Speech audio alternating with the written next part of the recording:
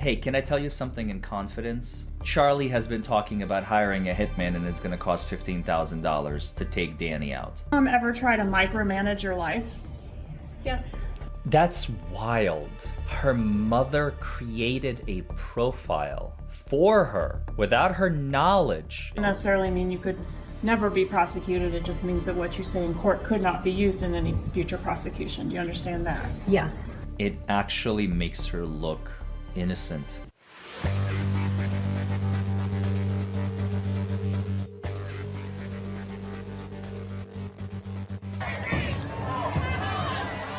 You must follow the law. The law says... Glorious. Is it a lawsuit? Probably. Why not?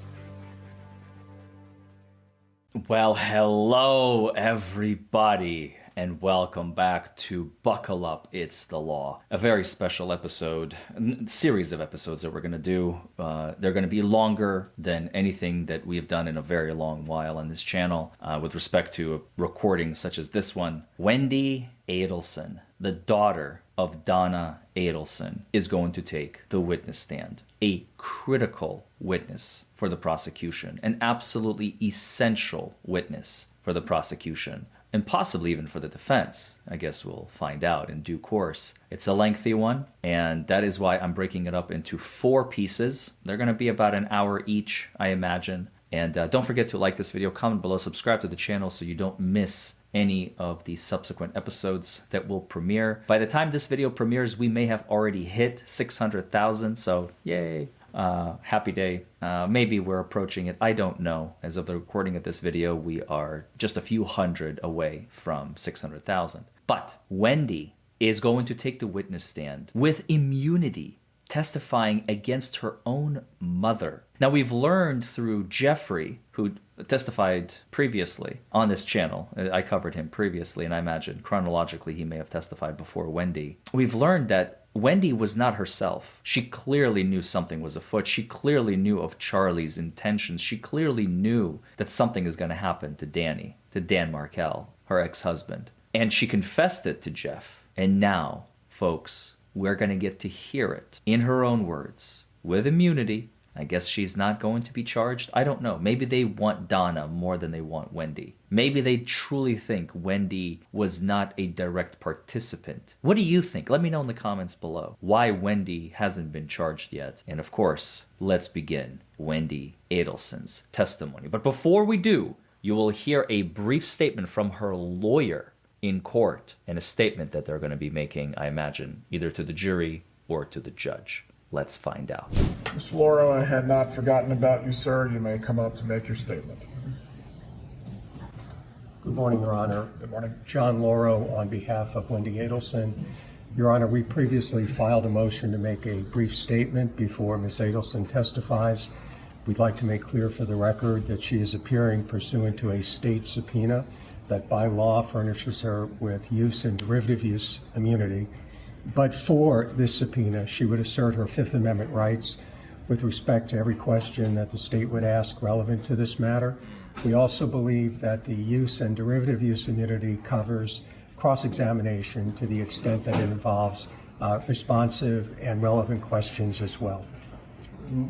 The court has previously ruled concerning this matter that the immunity that is being conferred by the state's subpoena does extend to cross-examination, and that she is appearing to answer questions under this immunity. One matter that had come up, Mr. Loro, after the conclusion of the hearing that we previously had, in making sure that there is a complete record as to your client's invocation of her right to not incriminate herself. She was not present during the hearing, therefore the defense could not take a proffer. Once the examination has occurred pursuant to the state subpoena, the defense is wanting to take a proffer. As to that, any questions in which she believes she needs to properly invoke, you may advise her to do so, and I will make a ruling from there whether there is, in fact, any proper basis that is both relevant and would not go to the right of self-incrimination. Ultimately, you may advise your client concerning these matters as it relates to the defendant's proffer out of the presence of the jury. Do you need to be heard in any way concerning this? No, Your Honor. We'll just need a brief moment to consult, obviously, after we hear the proper questions. That's fine. Yeah, thank you, Your Honor. Does either party need to be heard further before the examination begins pursuant to the state's subpoena? Yes, sir. There you are. You may take your seat, Mr. Lauro. You can bring back in the jurors when they're ready.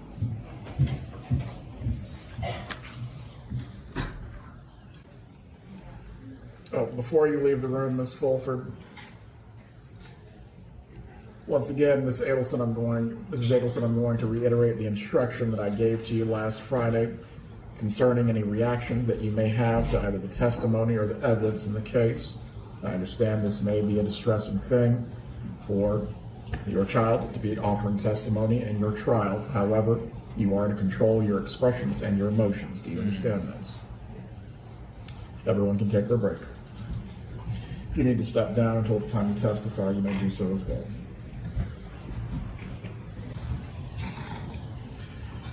You can be seated. Please raise your right hand to be sworn. Do you swear or affirm the testimony you will give today in this trial will be the truth? You may be seated. Please adjust the microphone as you need to so you can be clearly heard. Ms. Kappelman, you may examine. Please state your name and spell your name. Wendi Adelson, Wendiadelson. Ms. Adelson, where are you from? I'm from Coral Springs, Florida. And you live in another state now currently, right? I do, yes, ma'am. All right. How are you employed? I'm an immigration attorney How long have you she's a been an lawyer. attorney? since 2006. And you're here pursuant to a state subpoena, is that correct? Yes, And that subpoena confers a type of immunity on you. Do you understand that? I do. Okay. Which means that nothing you say here in court pursuant to that subpoena can be used against you at a later time. Do you understand that? I do.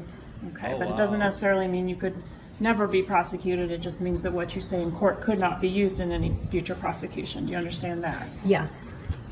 Okay, so this is very, very important, what she just said, and I know people had been asking questions about it, so allow me to elucidate, allow me to explain. When you are testifying in court, if you are testifying pursuant to immunity, obviously she hired a lawyer, the lawyer made an agreement with the prosecution behind the scenes that my client, Wendi Adelson, when she goes before the jury and testifies in Donna's trial, her mother's trial, anything that she says in that trial cannot and will not be used against her if there is going to be a prosecution at some point of Wendi Adelson. Now, that, as you just heard the prosecutor say, it does not mean that she can never be prosecuted, period, the end. It's just they can't use this 3-hour testimony that she's about to give that we're going to break down over the next couple of days, as I've indicated. They can't use a single word against her. And so she can speak freely, she can feel a lot more comfortable, and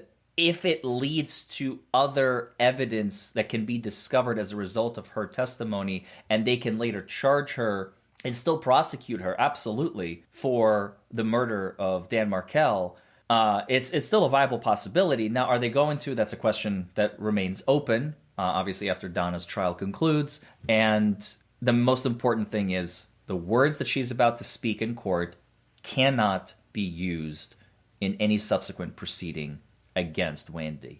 That is very, very important for Wendi, because now she is not going to be afraid.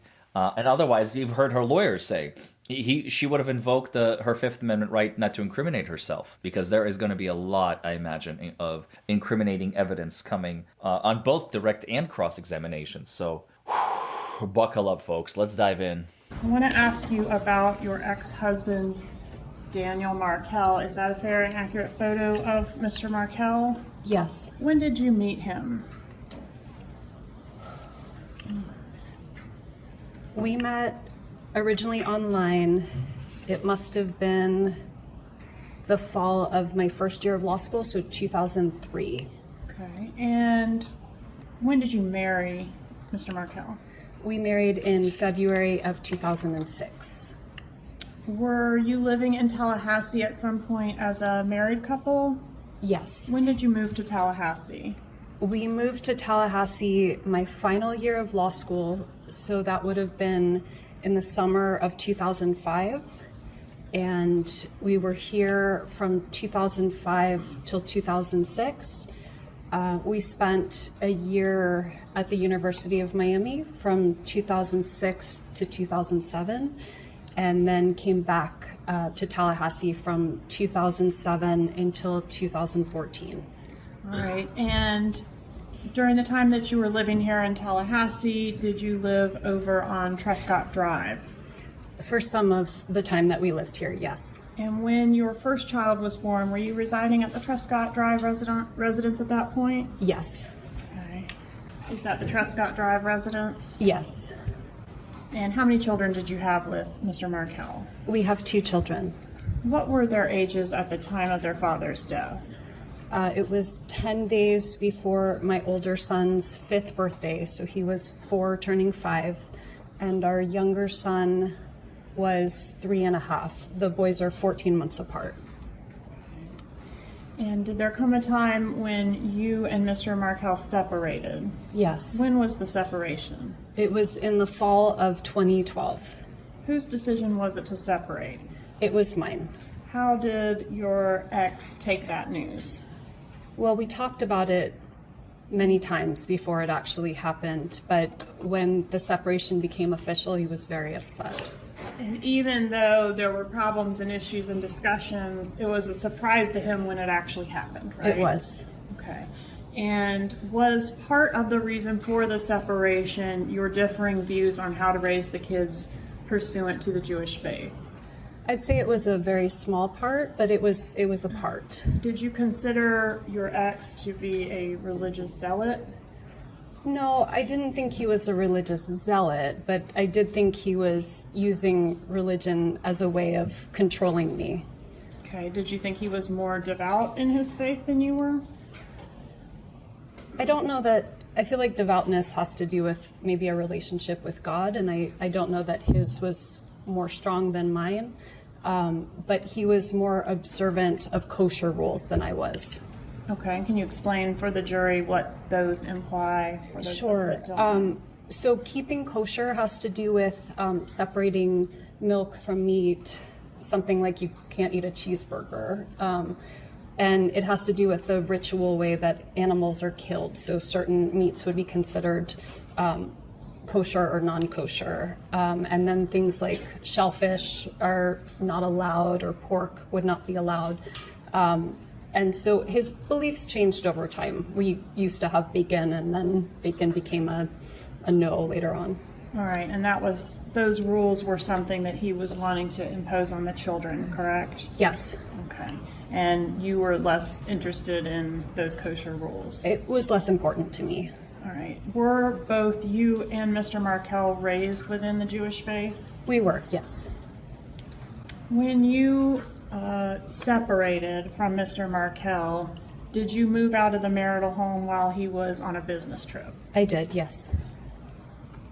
Where did you go when you left the marital home? I went to another property that I had rented for the boys and me. Was that at 3303 Aqua Ridge Way? Yes. Was that located in Leon County? Yes. Okay. What was the custody arrangement? Broad terms are fine for this time frame during the separation.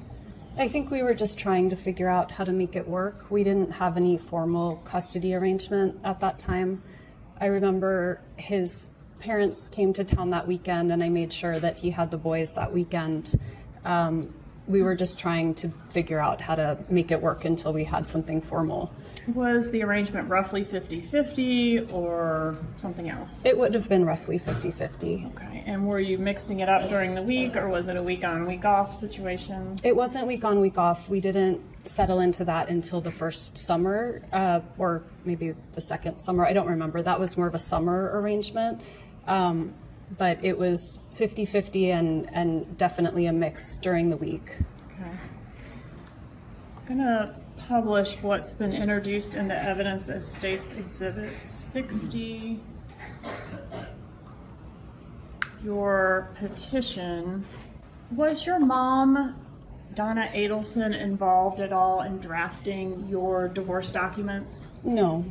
Did she ever make any edits to any of the filings that you made pursuant to your divorce? I think she made suggestions, but I had an attorney, a very good attorney, helping me through the process, so she wasn't editing legal documents. Did you ever forward any of your mom's suggestions to your lawyer? I probably did. And when you did that, would you attribute them to your mom, or would you just forward them along without noting whether they were your questions or your mom's questions? I honestly don't remember. Was this a contentious divorce? It was. As part of your divorce, did you file a petition to ask the court for permission to relocate to South Florida? I did. And I think that was your amended petition.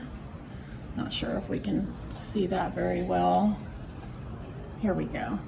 It says the wife also desires to relocate to South Florida in order to provide a better quality of life for the children by increasing their access to close family and providing more stability and consistency. Who was the close family that was available in South Florida for the boys? My mom, my dad, and my brother. Why did you want to move to South Florida? I had very unstable employment in Tallahassee. I had a wonderful job, but it was on grant money, so year to year I never knew if I would still have my job. I had a job offer that was very good in South Florida, and the assumption was that Danny was always going to be at a different school, a better school. He used to joke that he would take one bar exam for every 2 bar exams that I had to take while we moved around the country. And so it seemed like a way of having stability while he was climbing up the law professor ladder to be ultimately at Harvard or Yale.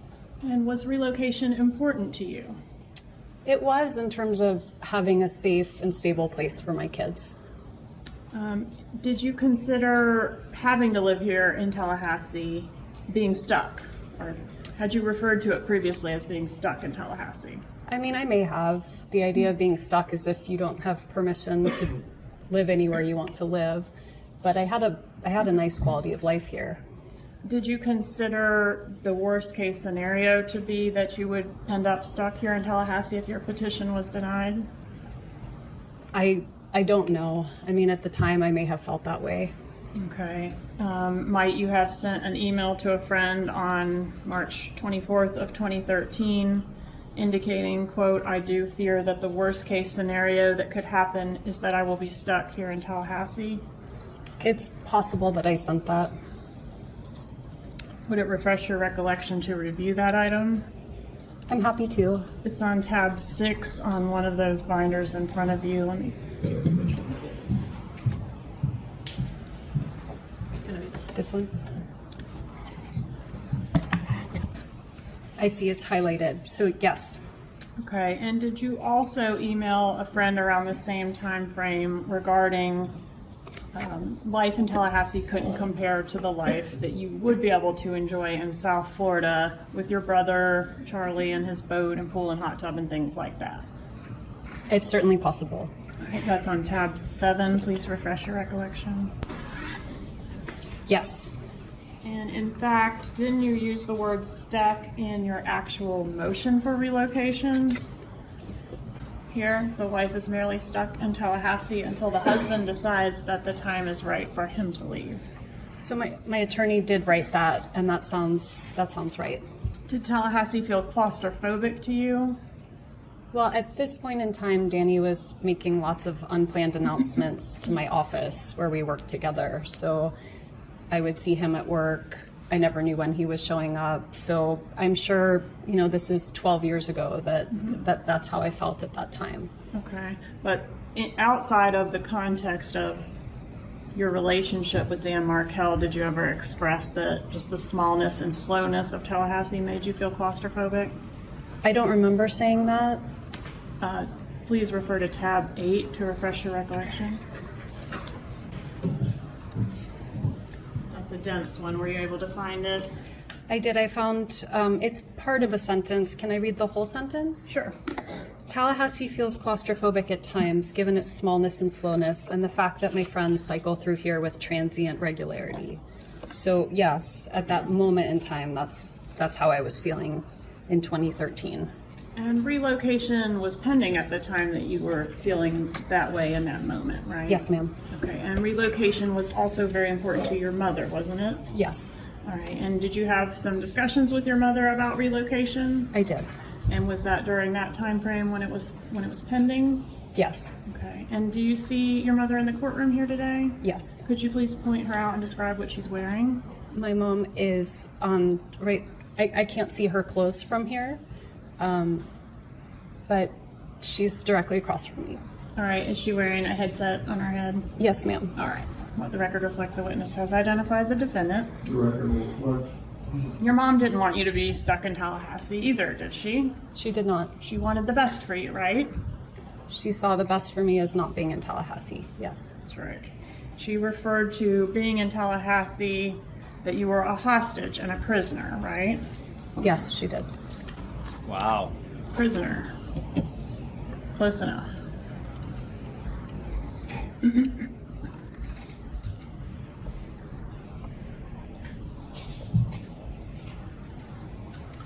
Did your mom express concerns that as a Tallahassee native, the judge presiding over your relocation motion would underestimate how much better it would be for you to live in South Florida? She did. All right, let me ask you a few questions about your parents. Your mom is Donna Adelson. Who's your dad? My dad is Harvey Adelson. And where did your parents, I think you said they were in Coral Springs back in 2012? Yes, Is that ma'am. right? Okay. How long had they lived in the Coral Springs area? I was born there, so from I think they started living there when my oldest brother was born. So since the early 70s. So fair to say they had deep roots there in that area. Yes. Can you describe the relationship that your mom had with your kids during the time frame we're talking about? So separation to murder time frame? It was very close. My mom taught my boys how to read. She taught them how to play chess. It was very close. Were your parents employed during that time frame? Yes. What kind of work did they do? My dad was a dentist, and my mom was the office manager for the dental practice. All right, and what about your brother, Charlie? Did he have a role there as well? He was a periodontist, and so I believe at some point he purchased the practice. I don't remember what year that was, but he would sometimes work from my dad's office and sometimes work from other offices around South Florida. Was the dental practice, the family dental practice, a successful business? I believe it was. My family never discussed money or finances with me, but I believe it was doing well. Did you discuss your marital problems and resulting legal issues with your mom? I Talk did. about relocation, but in general, you did talk about your woes with your mom? I did. Okay. And I think you said you did send many of your divorce pleadings to her. Is that right? I did. What about your dad? What was his role in reference to your divorce pleadings? I don't remember exactly. My parents have a shared email, so when I send an email to one of them, I would send it. It was being sent to both, but I don't know who was reading what or at what time. Is it fair to say they were both welcome to read whatever you sent to that email address? Yes. And both welcome to reply as well? Yes. Who would reply more frequently, your mom or your dad, to those My mom types? would reply more frequently. Who took more of an interest in the day-to-day ins and outs of your litigation? Probably my mom. Okay.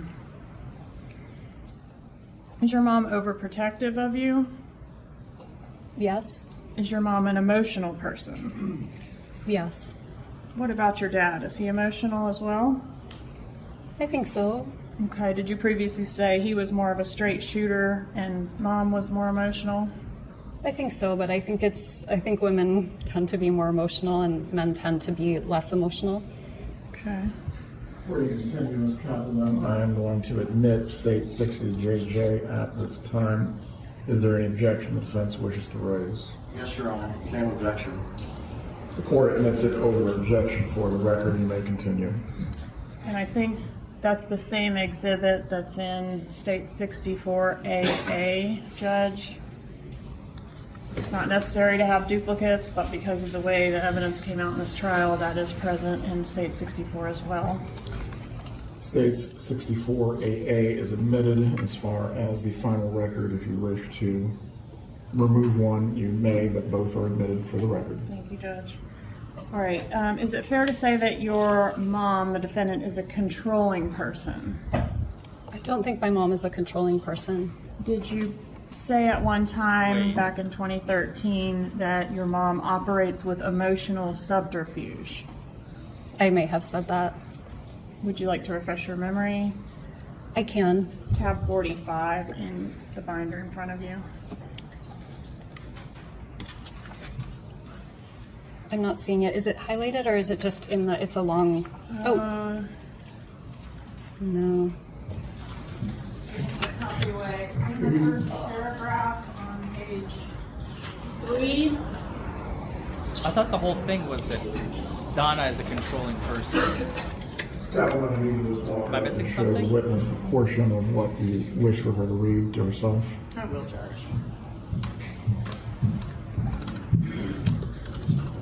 Maybe it wasn't Wendi who said it, maybe it was somebody else, but I thought one of the main key points that the prosecution made in their opening statement is that Donna is a very, very controlling person. She likes to be in control. So the question was, She likes to you couldn't dominate. say your mom operates with emotional subterfuge. Yes. What is meant by that? I honestly don't know what I meant at the time. But not that she's controlling. I don't think that's what I meant. Did Dan Markell have a hard time understanding some of your mom's behaviors? I don't remember that. Well, did she think you incapable of driving to South Florida by yourself with the kids? This is back when they were little. Yeah, I don't think she thought I was incapable, but I was breastfeeding and it was helpful to have someone with me. So what was her practice to avoid you having to do that? One of my parents would come with me for the long drive. So they would rent a car, come up here, ride back with you, and then follow the same procedure to get you home. They would drive with me if I was down there, back up, and then rent a car to come home. And did that procedure occur the week before the murder? There was a visit the week before the murder, correct? I think it was 2 weeks before. Okay. And on that trip, is that how it was handled, where they rented a car and came up to get you? Yes. Did your dad think that was necessary, or was that a mom thing? No, my dad probably thought it was more necessary. Okay. And did your dad make a practice of supporting whatever your mom wanted? Is that kind of the general rule? Yeah. Was she the dominant force in the household? I mean, I think my dad had more of a quiet strength, so it's hard to say who was a dominant force. I think they were both equally strong in their parenting. Okay, did you previously describe this back in 2013 that your mom was the dominant force in the household? If you need to refresh, it's tab 97. Okay. Yes. You did say mom was the dominant force in the household. Yes. Did your mom... And by the way, just I want to make a quick note.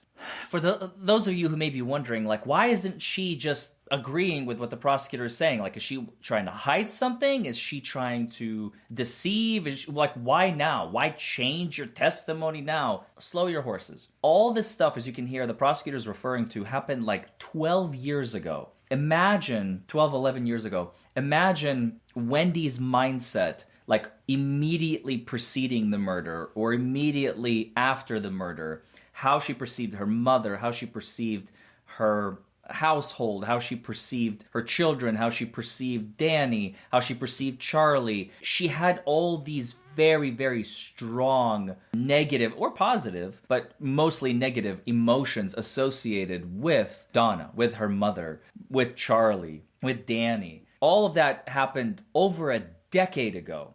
So today, she has moved on, she has moved out, she has forgotten about all of this. I mean, obviously, she hasn't been prosecuted. Being an attorney herself, she probably knew how to approach the situation to make sure that, like, she comes out as clean on the other end as possible. And it is possible that she had absolutely no involvement. There is a realm of possibility at this juncture. I don't know what the rest of her testimony is. We're about to find out, obviously, over the next couple of days, as we watch and listen and analyze and break down Wendy's testimony in her mother's trial. But let me tell you, I don't think I'm not detecting any signs of deception. She just doesn't remember. her emotions have subsided. She has forgotten things. She doesn't care about this as much anymore.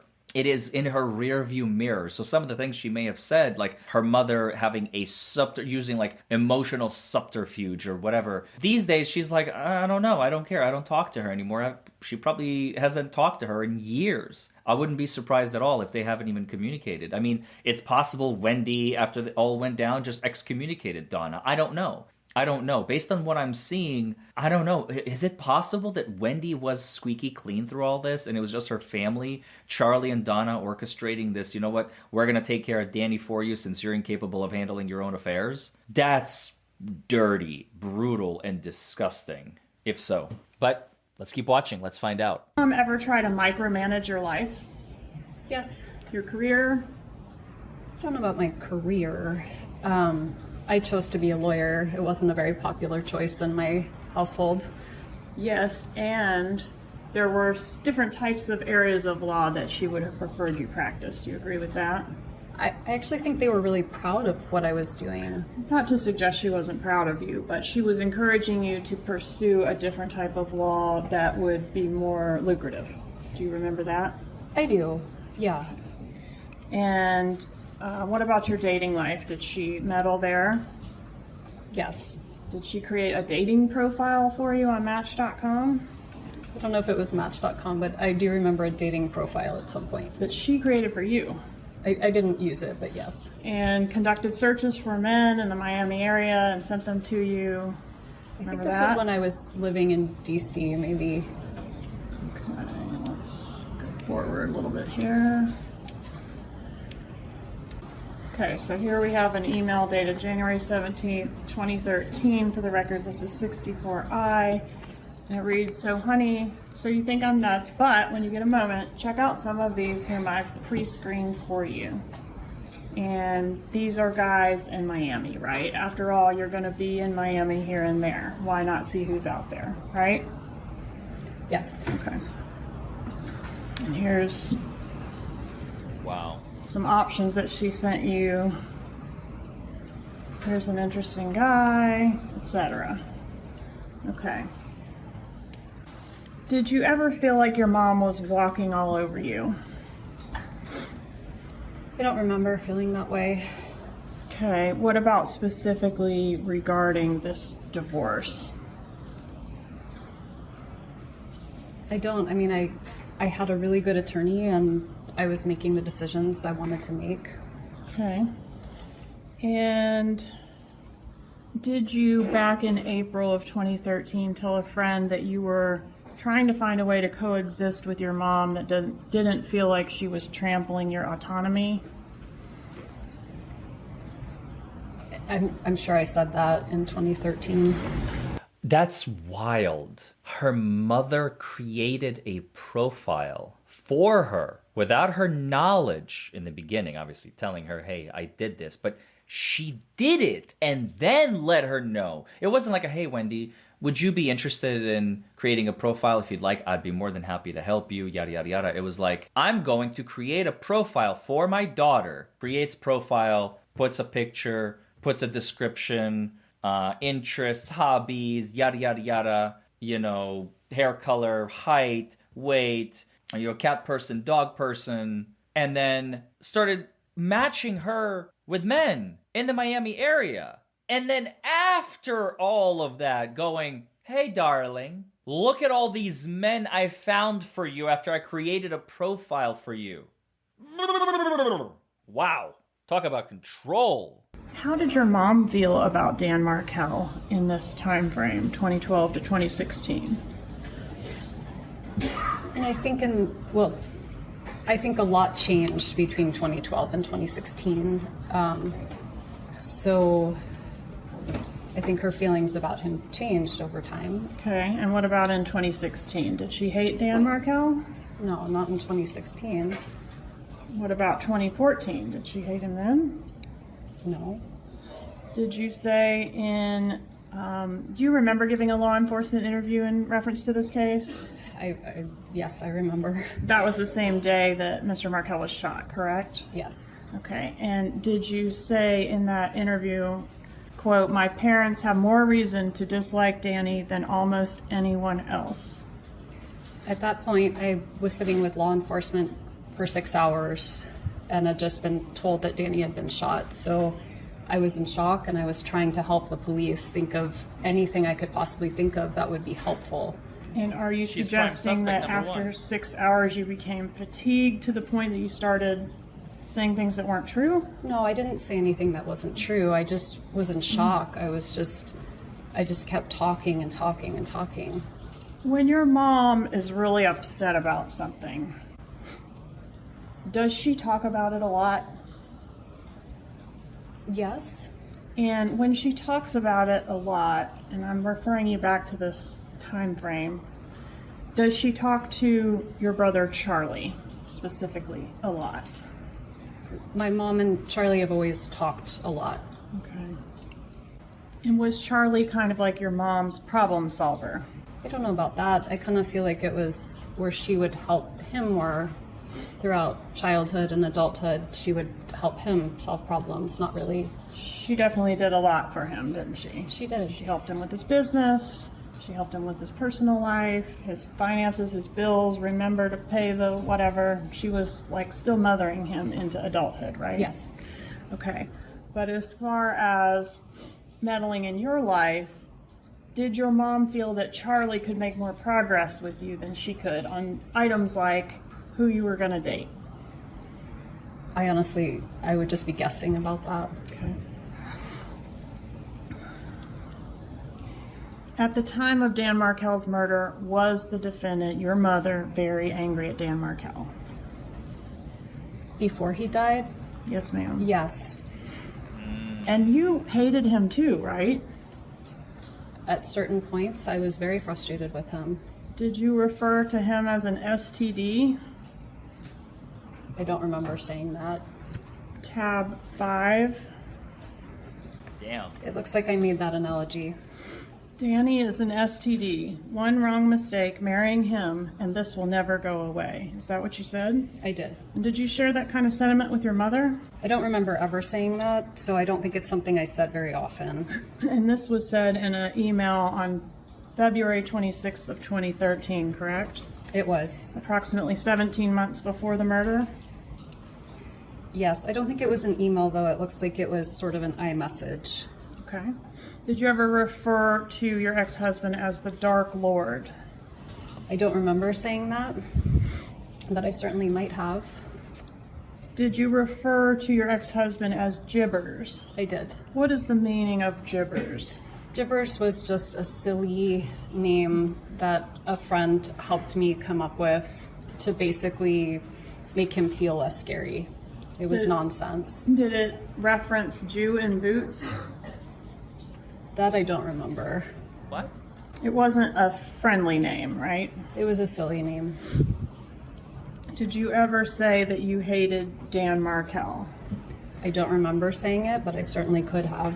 Tab 31, please, to refresh your memory. Wow. I said that I hate him in this moment.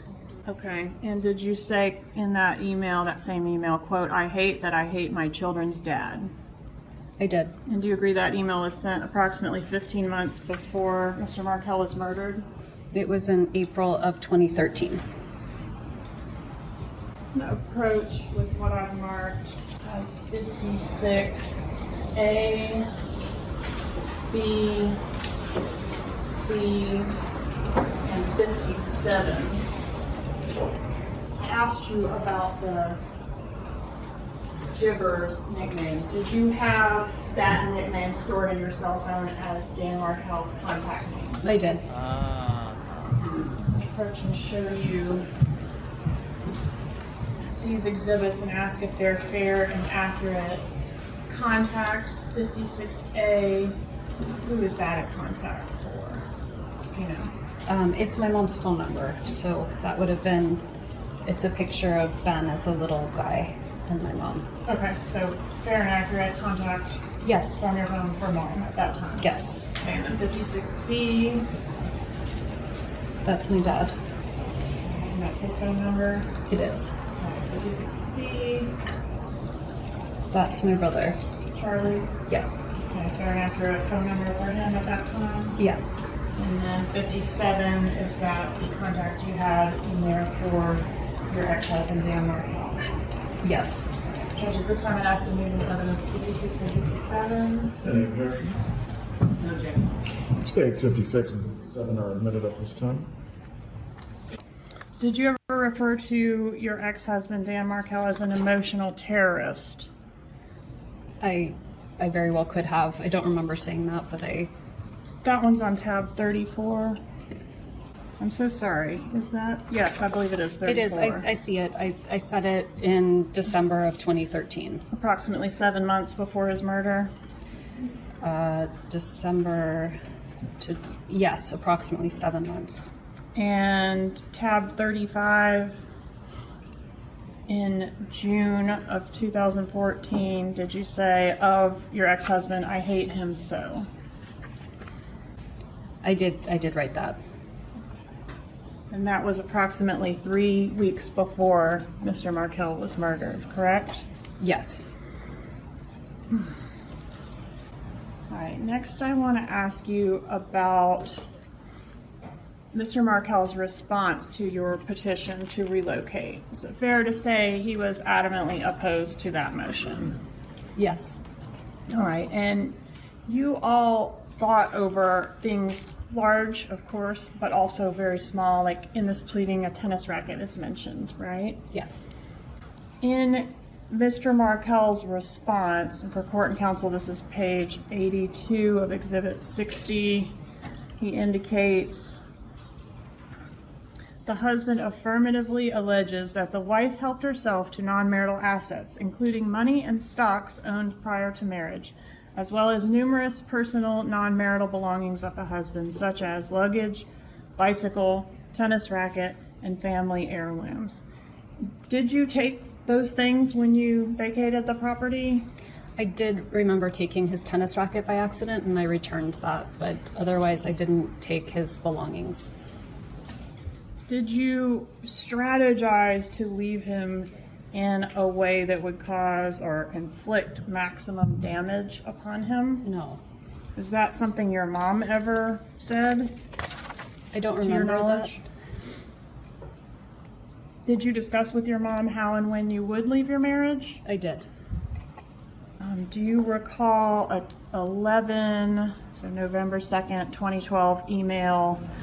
This is captivating. Oh my God. This is like, I'm starting to get a picture, folks. And I don't know if you're like me. Is it possible that all of this orchestrating and conspiring to murder Danny Markel was directly devised between Donna and Charlie, and Wendi was a mere backseat passenger along for the ride? Where basically, it doesn't matter what you say, we're moving forward with or without you, because I want you back home in South Florida and we're going to make it happen, with or without you. That seems so extreme. Maybe that's why she hasn't been charged yet, and maybe she never will. My brain is just grinding, trying to find a way to make Wendi, guilty of something, or maybe a participant in something. But so far, I'm not seeing it yet. I'm not saying it doesn't exist, okay? I'm just not seeing it yet. Whew. Where Dan Markel was terrifying. saying to you, let's put all this aside. This is all about the kids. Let's act toward each other in a way that they can be proud of. Did he say that to you? I remember reading an email like that. All right, and we talked about the Aqua Ridge apartment, or I guess it was a home, residence. Is this a fair and accurate photo? I've blurred your kids' faces, but of the living space there? Thank you for doing that. Yes, that's our home. Okay. And did your mom help you secure this place to live? Did she have any involvement in that? She did. Okay, what involvement did she have? She helped me move in. Okay, did she help you locate the place to live? I think at all? so. Okay. Did she come up and look at places with you as well? We did. Okay. Did Dan Markel threaten you in the pleadings with federal kidnapping charges? He did. And that was associated with the way he claimed that you left the marriage. Yes. And he says you took the kids and did not tell him where they were for several, I think I've seen days and weeks.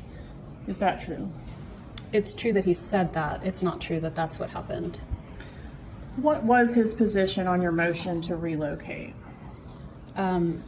We did talk about it before I filed it, and he was amenable to figuring it out. But once I filed it, he was against it.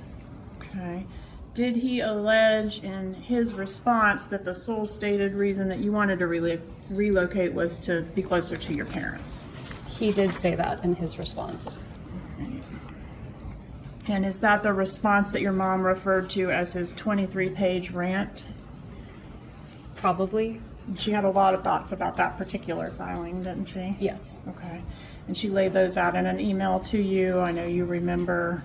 That's the whole your non-negotiable is relocation. Yes. Do you recall having 2 long mediations to try to resolve your divorce without a trial? Yes. And were those mediations successful? They were not. Was Mr. Markel seeking to depose your mother as part of the divorce proceedings? I don't remember that.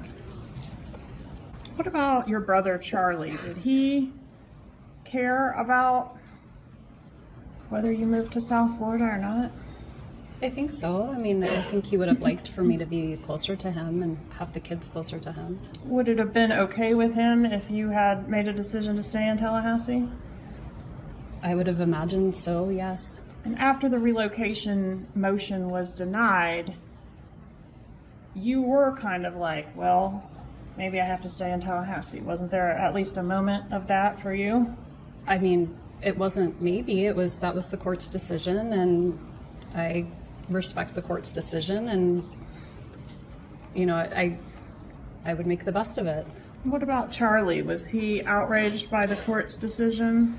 And also, it just hit me. Remember from Jeff's testimony, her ex-boyfriend boyfriend at the time, when she approached him, I mean, who in their right mind, who is part of a conspiracy to commit murder of your ex-husband, going to tell your new boyfriend, hey, can I tell you something in confidence? Charlie has been talking about hiring a hitman and it's going to cost $15,000 to take Danny out. Like, first of all, that's really cheap when taking a human life. I mean, for God's sake. And we know that that's not the number that was finally agreed upon. It was over $100,000. It was close to like 140. It was like 138 was the final number, at least according to the defense. Still horrific. But if you are part of a conspiracy, who in their right mind would confide in essentially a stranger outside the family? You know, boyfriend or not boyfriend, still, there is no privilege that applies. You know, marital privilege doesn't apply. Jeff could be subpoenaed. At the time, you know, he probably was interrogated, etc. I hate to say it, but it does make Wendi look more innocent than I previously thought. Because if you are outside the conspiracy, you're going to be petrified and terrified. And you're going to want to share it with someone because it's weighing very heavily on you. And you're not going to be behaving in a normal, if you will, way. You know, you're going to be agitated. You're going to be... So her behavior is now understood. It's not that she was getting ready to participate, as I've previously stated. I would like to correct the record.